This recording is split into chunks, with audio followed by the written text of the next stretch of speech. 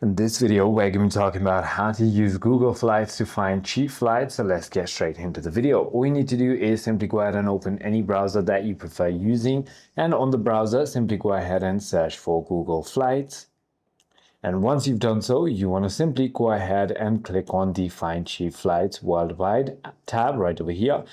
Enter your departure and then enter where you want to arrive to. Let's just say Paris for now, and then click on search. This is where you want to simply go ahead and look for the dates that you want to go ahead and go at. But keep in mind the green is the best prices and the other are going to be higher, of course. So that is about it. You can simply go ahead and choose a date, and then you can choose a return as well, and then click on done, and then click on search. Now it will simply go ahead and find all the flights right over here. It is as simple as that. I hope this video clarifies everything for you. If you have further more queries, feel free to comment down below, and I'll see you on the next one.